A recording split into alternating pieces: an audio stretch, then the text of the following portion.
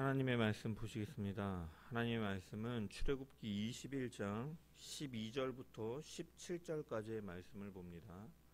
출애굽기 21장 12절부터 17절의 말씀을 가지고 사형에 해당하는 죄라는 제목으로 하나님의 말씀을 나눕니다. 제가 하나님의 말씀을 봉독합니다. 사람을 쳐 죽인 자는 반드시 죽일 것이나 만일 사람이 고의적으로 한 것이 아니라 나 하나님이 사람을 그의 손에 넘긴 것이면 내가 그를 위하여 한 곳을 정하리니 그 사람이 그리로 도망할 것이며 사람이 그의 이웃을 고의로 죽였으면 너는 그를 내 제단에서라도 잡아내려 죽일지니라. 자기 아버지나 어머니를 치는 자는 반드시 죽일지니라. 사람을 납치한 자가 그 사람을 팔았든지 자기 수하에 두었든지 그를 반드시 죽일지니라. 자기의 아버지나 어머니를 저주하는 자는 반드시 죽일지니라. 아멘. 말씀을 통한 주의 은혜와 평강이 넘치기를 축원합니다. 지난주에 살펴본 것처럼 출애굽기 21장부터 23장까지는 이 성경학자들은 언약서라고 부르며 구약에 등장하는 가장 오래된 법전으로 해석을 합니다. 그 중에 가장 먼저 등장하는 조항은 바로 노예에 대한 규정이었습니다. 고대의 법전 중에 가장 잘 우리에게 알려져 있는 함무라비 법전 같은 경우에도 노예에 대한 규정은 200여 개가 넘는 그 규정 가운데 마지막 5개 조항에 위치하고 있습니다. 또한 오늘날까지 한 민족의 체계와 질서를 세우는 데 필요한 법전 중에 종에 관해서 가장 먼저 나오는 법전은 단 하나도 발견된 것이 없습니다. 왜냐하면 노예라는 존재 자체가 사실 그렇게 비중이 있고 중요한 가치를 지닌 존재가 아닌 것으로 여겨지기 때문입니다. 하지만 하나님께서는 모세를 통해 주신 법전에서 가장 먼저 종에 관한 조항들을 언급하셨습니다. 이것은 이스라엘이 얼마 전까지 애굽에서 노예 생활을 하던 자들이었기 때문에 하나님의 은혜를 다시 깨닫도록 하는 것이었습니다. 또한 이 하나님의 은혜로 속박에서 해방을 맛본 이스라엘이기 때문에 그들이 억압되어 사는 일이 얼마나 고통스러운지를 잘 알고 있었고, 따라서 억압받고 사는 자들에 대한 관심과 긍휼의 태도가 있어야 함을 하나님께서는 말씀하신 것입니다. 이어서 오늘 본문은 사형에 해당하는 죄에 다루고 있는 말씀입니다. 하나님께서는 반드시 사형에 처할 경우를 4가지로 말씀하셨는데 사실 2번째와 4번째는 같은 개념이기 때문에 엄밀히 따지면 3개의 개념으로 볼 수가 있습니다. 그 중에 첫 번째는 무엇이냐? 12절의 말씀과 같이 고의적으로 살인을 범하는 자는 반드시 죽일 것이라고 말씀하셨습니다. 여기 사람을 쳐 죽인, 여기서 쳐라고 번역된 히브리어 마케라는 단어는 박살나게 하다, 학살하다 라는 뜻의 사역 능동형 형태, 히브리어 히필 형태로 기록되어 있습니다. 그리고 이 죽이다는 히브리어 무트로 죽다, 파괴하다 라는 의미를 가지고 있습니다. 따라서 쳐 죽인 자라는 것은 자신의 그 의지로 그것을 행동하는, 고의적으로 자신의 의지를 가지고 상대방을 죽일 목적으로 때려서 죽인 자를 가리키는 것입니다. 그래서 14절의 말씀을 보면 사람이 그의 이웃을 고의로 죽였으면 너는 그를 내 제단에서 잡아내려 죽일지니라 라고 고의라고 말씀하시는 것이죠. 여기서 중요한 이 2 단어가 있는데 바로 고의라는 거죠. 이 고의라는 말은 히브리어 야지드라는 단어로 끓다, 끓어오르다, 반항으로 행동하다, 건방지다, 거만하다, 반항적으로 교만하다라는 의미를 가지고 있습니다. 그리고 여기서 고의는 또한 분노를 끓다, 분노의 의미를 가지고 있고 교만의 의미를 가지고 있다라는 것입니다. 그래서 이 살인은 결국은 자신을 과시하는 행동이고 자신의 위험을 나타내기 위한 이 복수, 계획적인 살인, 고의적인 살인, 하나님 앞에서의 교만을 의미하는 것입니다. 이런 사람에 대해서 하나님께서는 내 제단에서라도 잡아내려 죽이라 라고 말씀하셨습니다.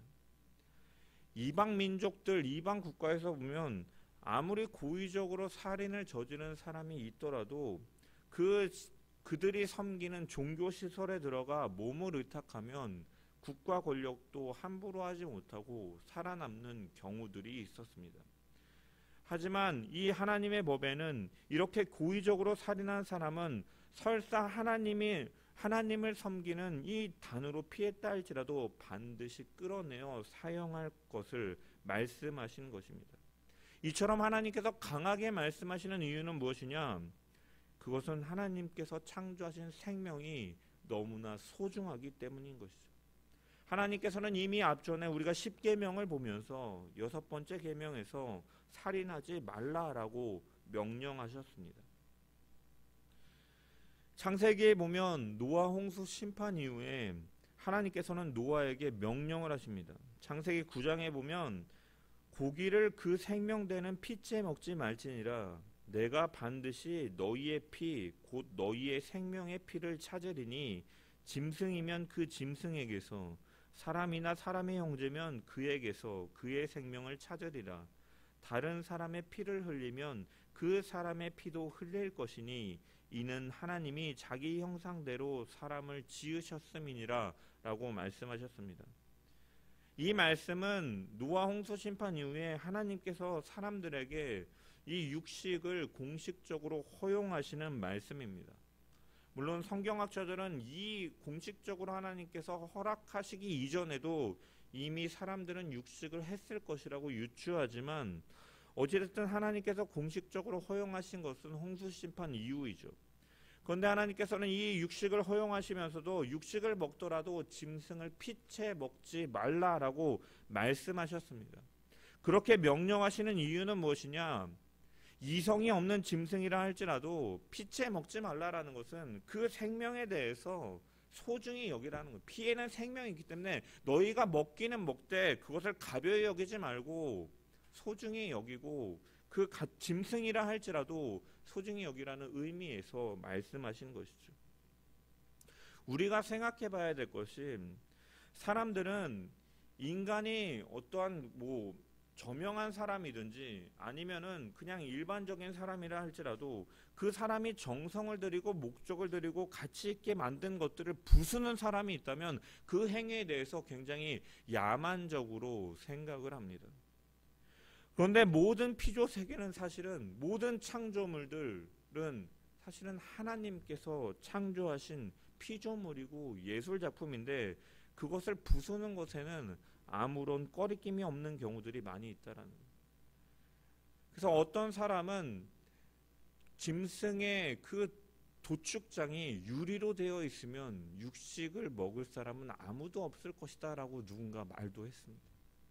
실은 우리가 이 고기를 먹지만 우리가 이것을 먹을 때 그 짐승에 대해서 사실은 굉장히 비인간적인 그러한 굉장히 학대적인 그러한 환경 속에서 가축들을 기르고 그냥 생산을 위해서만 그들을 그냥 살을 많이 찌우게 하기 위해 고기를 많이 내기 위해 움직이지도 못하게 가두고 이러한 일들을 통해서 사실은 이 생산을 하고 있는데 이것은 하나님의 이 원리와 그 질서 가운데 바람직하지 않음을 우리가 기억해야 된다는 거예요. 짐승이라 할지라도 생명이 있음에도 불구하고 그것을 경시하거나 학대하는 경우 역시도 하나님께서는 그것을 결코 기쁘게 여기시지 않는다라는 거예요. 하나님께서는 생명을 창조하신 분으로 생명을 소중히 여기라고 말씀하고 계신 것입니다. 특별히 그 중에서도 하나님은 사람을 하나님의 형상을 닮은 특별한 존재로 지으셨다라고 성경은 말씀하고 있죠.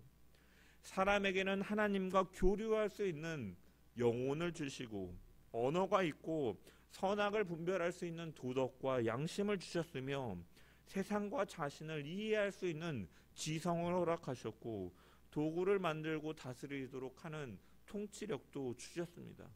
하나님의 대리자로서 청지기로서 이 땅에서 모든 생육하고 번성하고 모든 만물을 다스릴 수 있도록 또한 하나님과 교제할 수 있도록 그런 존재로 만드신 것이 바로 인간인 것입니다.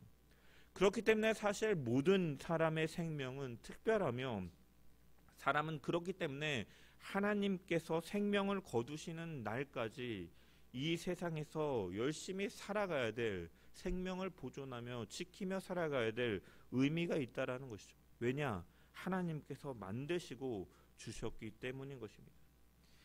이러한 생명을 누가 고의적으로 죽인다라는 것은 그것은 자기를 드러내는 것이고 하나님 앞에 반항하는 커다란 죄악이기 때문에 이것에 대해서 하나님께서는 금하시면서 그런 자가 있다면 사형에 처할 것을 말씀하신 것입니다.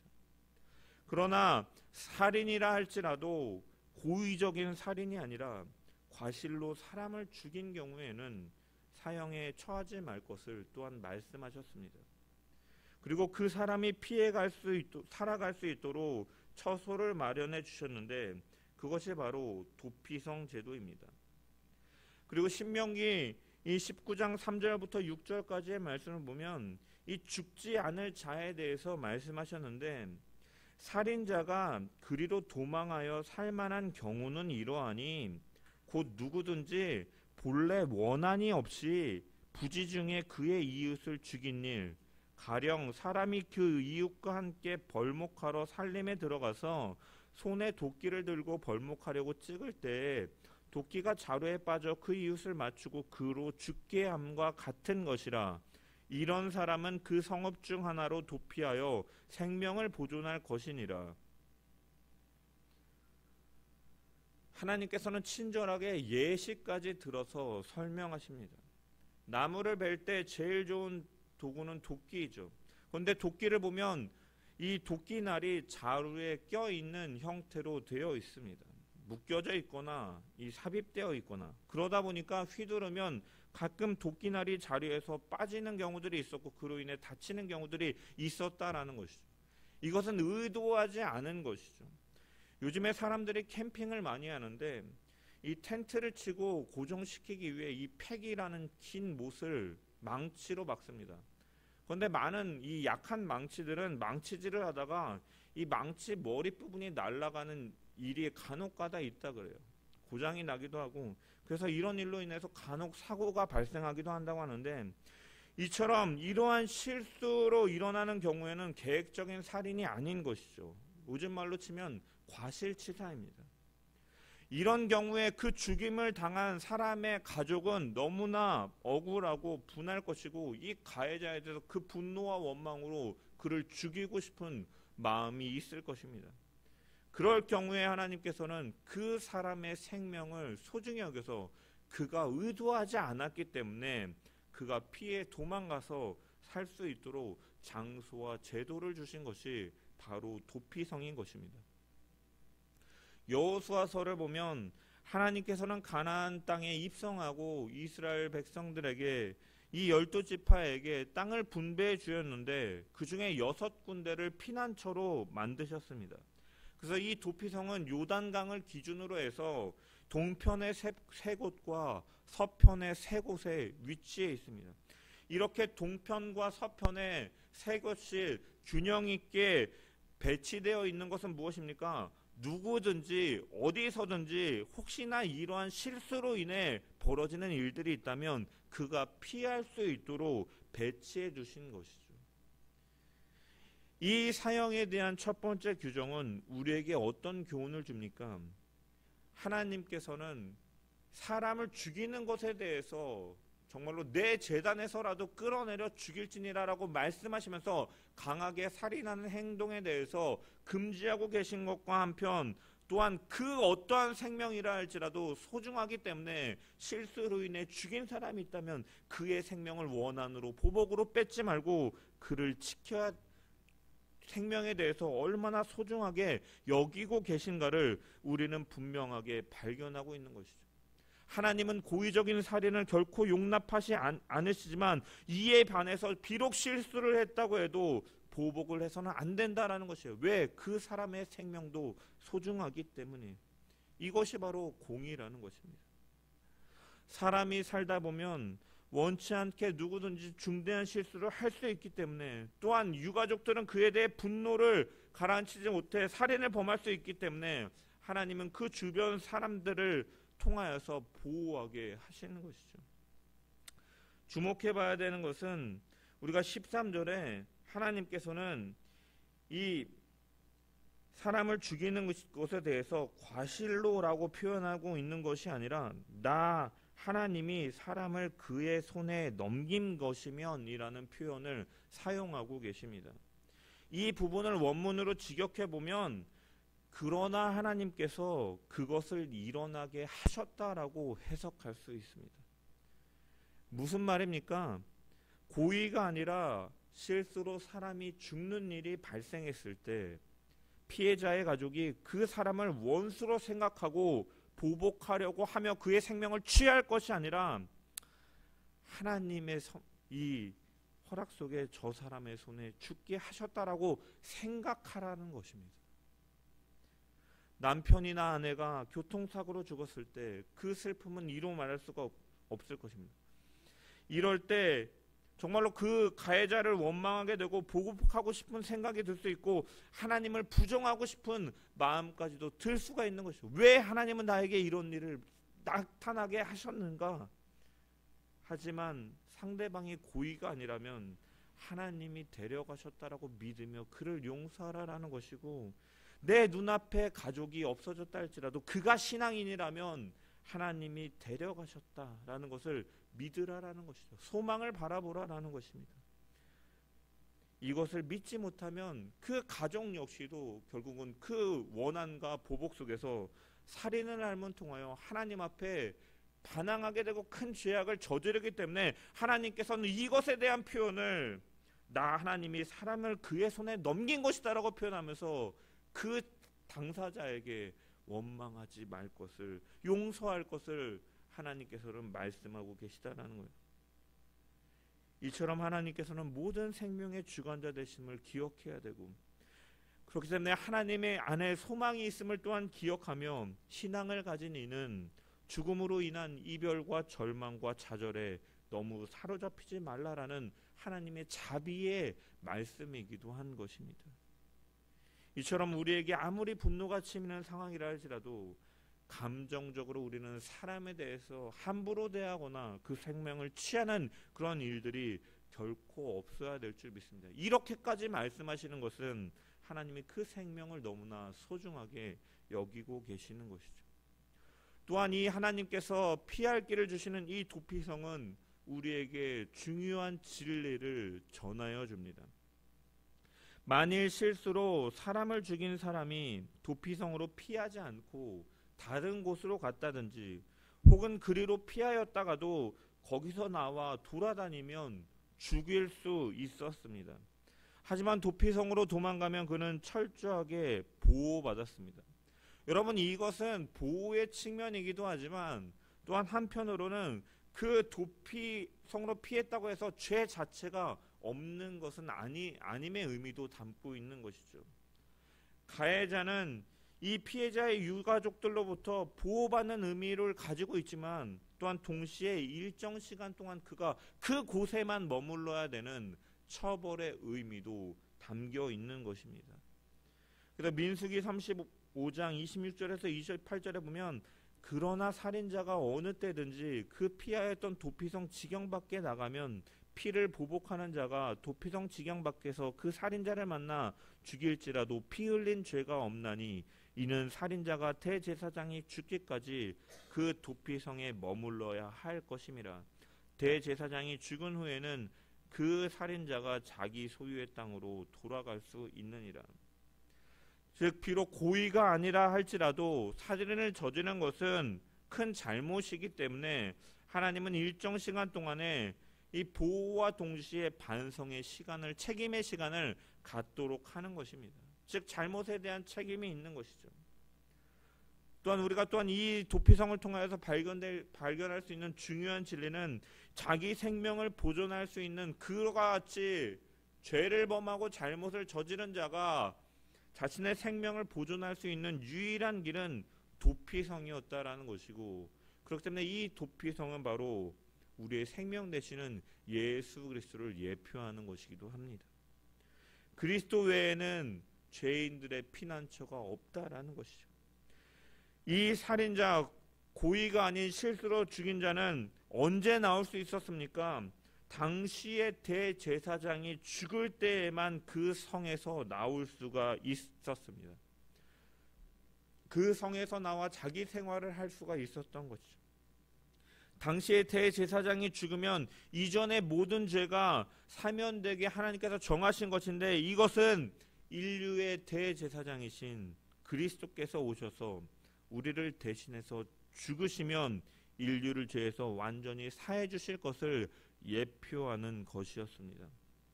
우리 모두는 이 예수님 안에서 생명을 얻어 그 소망으로 살아가는 자들인 것이죠. 우리 역시 도피성에 피한 죄인들처럼 사실은 하나님 앞에 자기를 드러내려 하고, 죄인된 인간은 자기를 드러내려 하고 자기를 중심에 두려 하며 하나님 앞에 반항하며 자신을 높이려고 하는 자들인 것이죠. 하지만 하나님께서는 그러한 죄인들을 위해서 대제사장이신 예수 그리스도를 이 땅 가운데 보내주셨고, 그분은 모진 고난과 십자가의 고통을 당하심으로 우리의 모든 죄를 대신 지시고 하나님과 우리 사이에 그 막혔던 담을 허무시는 화목제물이 되어 주신 것입니다. 그분의 죽으심으로 우리는 생명을 얻은 것입니다. 이 예수 그리스도를 의지하며 그분께서 주시는 죄사함과 평안으로 죄를 용서받고 하늘의 소망을 바라보며 살아가는 우리 모든 자들 되기를 주님의 이름으로 간절히 축원합니다. 이어서 하나님께서는 두 번째로 반드시 죽어야 될 자에 대해서 15절에 보면 자기 아버지나 어머니를 치는 자는 반드시 죽일지니라 라고 말씀하셨습니다. 또한 17절에 자기의 아버지나 어머니를 저주하는 자는 반드시 죽일지니라 라고 말씀하고 있습니다. 십계명에서도 인간에 대한 첫 계명이 바로 내 부모를 공경하라 라는 것이었죠. 하나님은 나를 부모라는 존재를 통하여서 세상에 보내셨습니다. 그러므로 부모는 하나님의 대리자라고 할 수 있죠. 자식이 그런 부모에게 폭력을 휘두르는 것은 하나님을 향하는 것이 되기 때문에, 그런 부모를 치는 자는 사람 되기를 포기한 자이기 때문에, 앞으로 어떤 악을 행할지 모르는 자이기 때문에 그를 죽이라 라고 말씀하고 계신 것입니다. 그래서 하나님께서는 이 부모를 잘 섬기는 것에 대해서 천대까지 복을 받는다라고 말씀하신 것은 이것이 바로 하나님의 뜻에 대한 순종하는 길이기 때문이고, 그래서 부모를 잘 섬기는 것은 가정의 질서가 세워지고, 부모 앞에 순종하는 것은 그 부모는 자녀에게 하나님의 말씀과 그 은혜를 전해야 되는 그 의무가 있기 때문에 그 질서 앞에 순종하는 것을 의미하는 것이고, 따라서 그 믿음의 대가 이어지며 그런 가정들의 질서, 하나님의 질서가 세워짐을 통하여 기 때문에 하나님께서는 계명을 통해 말씀하고 계시는 것이죠. 이에 대한 공경의 의미로 부모를 때리는 것뿐만이 아니라 부모를 입술로 저주하는 것조차 죽이라라고 강조하면서 말씀하고 계신 것입니다. 여기 저주한다라는 말은 히브리어 칼랄이라는 단어인데 줄어들다, 작아진다라는 의미를 담고 있습니다. 즉 저주한다라는 것은 상대방을 별로 대수롭지 않게 여기거나 무시하는 태도 등도 이에 해당한다라고 할 수 있습니다. 무엇보다도 우리가 여기서 말씀하고 있는 부모에 대해서 생각해 봐야 될 것은, 이 사람이 남자와 여자가 장성하여 결혼을 하면 부부는 한 몸을 이루는 것이라고 성경은 말씀하고 있습니다. 그러므로 남편에게는 장인 장모도 그의 부모가 되는 것이고, 또한 시아버지 시어머니 같은 경우에도 그 아내에게 부모가 되는 것이죠. 오늘날 시월드라 그래가지고 이 시가의 한 세계로 치부하면서 자신의 마음에 들지 않는 시부모 아니면 혹은 처가에 대해서 남에게 흉을 보든지 인터넷으로 익명으로 뭐 판 같은 데에다가 게시물을 올려가지고 그 부모를 욕보이는 사람들이 많다라 그래요. 하지만 이런 일들에 대해서도 하나님께서는 결코 기뻐하시지 않는다라는 것이죠. 우리는 부모를 대할 때 항상 그 부모가 바른 가르침과 바른 그 훈육 속에서 자녀를 대할 때 우리는 언제나 항상 하나님을 대하는 것처럼 경외함을 가지고 그 앞에 순종하며 그 권위 앞에 겸손한 자녀가 되는 것이 바로 하나님께서 세우신 질서임을 우리가 기억하며 그것이 결국은 하나님의 권위를 인정하는 것이고 그의 말씀에 순종하기도 하다라는 것을 우리가 기억하면서 하나님의 기뻐하시는 뜻을 쫓아 살아가는 우리 모든 자들 되기를 주님의 이름으로 간절히 축원합니다. 이어서 하나님께서는 마지막으로 이 16절의 말씀을 보면 인신매매나 유괴하는 자의 경우에도 반드시 사형에 처하라 라고 말씀하셨습니다. 사람을 납치한 자가 그 사람을 팔았든지 자기 수하에 두었든지 그를 반드시 죽일지니라. 사람을 유괴하고 납치하는 일은 남의 생명을 자기 마음대로 처분하려고 하는 태도인 것이죠. 다른 사람의 생명을 미끼로 해서 자신의 이익을 채우려고 하거나 어떻게 보면 자신의 그 유익을 위해서 그 사람을 자기의 지배력 아래 두고 그를 대하는 것입니다. 오늘날에도 여전히 아이들을 유괴해서 이 부모로부터 거액의 돈을 뜯으려고 하거나 여자를 납치해가지고 성범죄에 사용하는 이런 인신매매, 이런 장기를 팔아서 돈을 버는 이러한 행위들이 여전히 일어나고 있다라는 거죠. 그런 경우는 돈과 관련된 범죄거나 노동력을 착취해서 얼마 전에도 몇 년 전에도 염전노예라 그래가지고 사람들이 그 돈을 그 임금을 주지 않으면서 부려먹음을 통하여 자신의 이득을 취하는 이러한 모든 것들이 사실은 하나님 보시기에 굉장히 악한 일인 것입니다. 우리가 물론 돈을 위해서 우리가 유괴를 한다든지 인신매매를 하지는 않겠지만 이 말씀이 그렇다면 우리에게 주는 교훈은 무엇이겠습니까? 다른 사람의 생명을 미끼로 해서 자기 자신의 이익을 챙기는 것에 대해서는 하나님께서 사형에 처할 자라라고 말씀하실 정도로 이것에 대해서 하나님께서는 결코 기뻐하시지 않고 금하고 있다라는 사실을 우리는 기억해야 될 것입니다. 어제 들은 이야기 중에 시흥시 내에 많은 교회들이 다단계로 인해서 피해를 입은 교회들이 많다라 그래요. 공동체에 들어와서 처음에는 이 사람들에게 많이 베풀고 교회에 헌금도 많이 함을 통해서 이 사람들을 현혹시키고 이제 그 사람들을 그 다단계에 가담하도록 해서 피해를 입게 하고 자신은 이득을 취하는 일들이 있다라고 합니다. 그렇게 남을 속이는 자들은 자기 배를 배불리기 위해서 하는 것이지만 그 당하는 사람의 입장에서는 너무나 분하고 생명까지 놓고 싶을 정도의 괴로운 일일 것입니다. 오늘날 이 사회가 이제 물질이 가장 최우선이 되는 물질주의에 살아가고 있다 보니까 사람들이 사람보다 돈을 더 중요시하는 일들이 많아지고 사회적으로도 그렇고 교회에서도 이런 일들이 벌어지는 것이 너무나 안타까운 현실임을 우리는 볼 수가 있습니다. 우리는 아무리 비천한 자라 할지라도 무엇으로도 바꿀 수 없는 하나님의 형상대로 지어진 존재이고 그 존귀함이 있음을 우리가 기억하면서 우리는 사람을 대할 때 그 사람을 어떻게든지 이용해서 나의 유익을 위해서 대하면서 살아가는 것이 아니라 이 세상에서 가장 가치 있는 존재로 여기고 대함을 통해서 하나님의 마음을, 그를 향한 하나님의 사랑을 나타내며 살아가는 축복의 통로로 살아가는 저와 여러분 되기를 주님의 이름으로 간절히 축원합니다. 오늘 살펴본 사형에 해당하는 죄, 이 사형제도의 근본적인 목적은 복수가 아닙니다. 우리가 살펴본 것처럼 생명을 소중히 여기고 보존하시려는 하나님의 뜻이 이 규정과 조항 가운데 담겨 있는 것입니다. 인간이 아무리 타락한 존재라 할지라도 하나님의 형상대로 지음받은 존재이기 때문에 생명을 소중하게 여기지 않는 자는 하나님을 경외하는 자가 아니다라고 말씀하시면서 생명을 소중히 여길 것을 말씀하고 계시는 것이죠.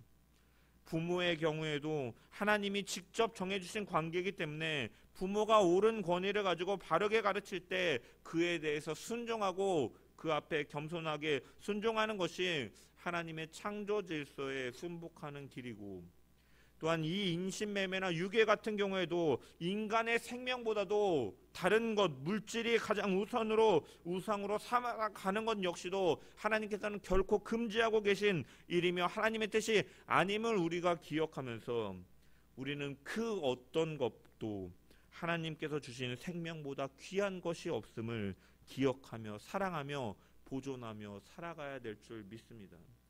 하나님은 이처럼 모든 사람에게 소중한 생명을 주셨고 이 생명을 주셨기 때문에 그것에 대해서 보존하며 사랑하도록 살 수 있도록 하나님께서는 말씀하셨고, 그 진리는 오늘에도 분명하게 변함없이 통용됨을 기억하면서 우리는 사랑하며 소중히 여기며 살아가는 저와 여러분 되기를 축원합니다. 무엇보다도 도피성 되시고 그 죽으신 대제사장을 통하여서 진정한 그 생명이 회복됨을 우리가 먼저 믿은 자로서 하나님의 사랑이, 그 생명이 예수 그리스도께 있음을 우리는 믿는 자로서, 또한 이 땅에 죽어가는 자들을 향해서 그 생명을 살리기 위한 간절함과 열정을 가지고 복음의 증인으로 살아가는 저와 여러분이 되어야 될 줄 믿습니다. 하나님은 이런 죄들에 대해서 반드시 죽이라라고 말씀하셨습니다. 이것은 하나님의 백성인 이스라엘 안에 악을 제거하기 위함이었던 것입니다. 이처럼 하나님의 백성으로 거룩하고 선하여짐을 통해 하나님의 공의를 드러내고, 또한 하나님의 마음으로 사람을 사랑하고 이해하고 용서함을 통하여 하나님의 인애를 드러내며 그리스도의 복음의 증인으로 살아가는 우리 모든 자들 되기를 주님의 이름으로 간절히 축원합니다.